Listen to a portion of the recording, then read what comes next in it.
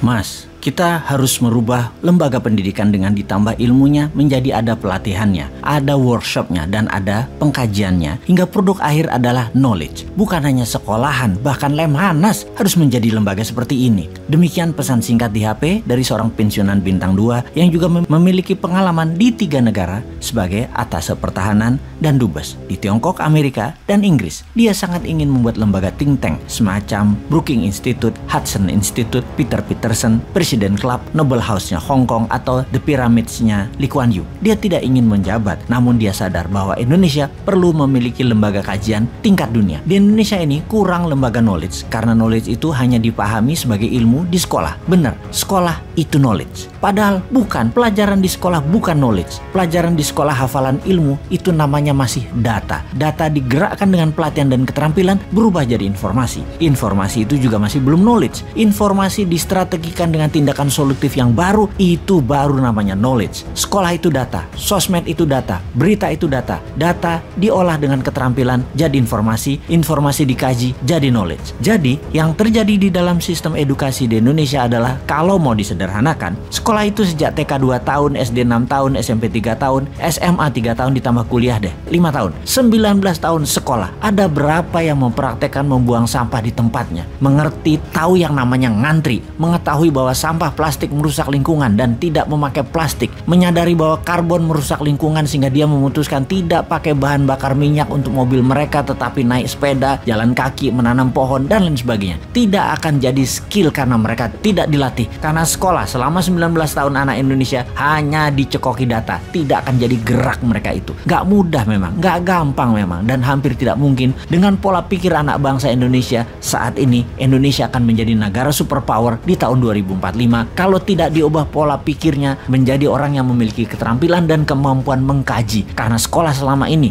hanya bikin murid hafal data. 77 tahun Indonesia merdeka, pendidikan hanya hafalan data. Sampai saat ini bahkan sistem pendidikannya juga masih pakai sistem nilai, sehingga ketika dewasa yang dikejar hanya nilai dan hidupnya selalu menilai orang lain. Semua dinilai, semua ada angkanya. Bisakah dilakukan sistem pendidikan tanpa nilai dan tanpa PR seperti di negara paling bahagia di dunia, yaitu negara-negara Nordik seperti Swedia, Finlandia, yang semuanya bukan sistem angka penilaiannya, tapi kejujuran dan kata hati atau conscience. Kapan Indonesia menerapkan sistem edukasi berdasarkan kata hati, tindakan, dan pengkajian telaah masalah dengan critical thinking, berilmu? Harus new mind memang yang bertindak nih. Kita buktikan sekarang. Kita melihat sisi pejabat yang sedang berkuasa. Lebih gampang melihat tindak tanduk perilaku mereka karena mereka adalah yang membuat rakyat seperti saat ini, yaitu apatis, tak berhati, dan tidak kritis solutif. Itu ya karena regulasi yang pejabat buat, karena kebijakan yang pejabat buat, dan karena contoh perilaku pejabat-pejabatnya yang didiamkan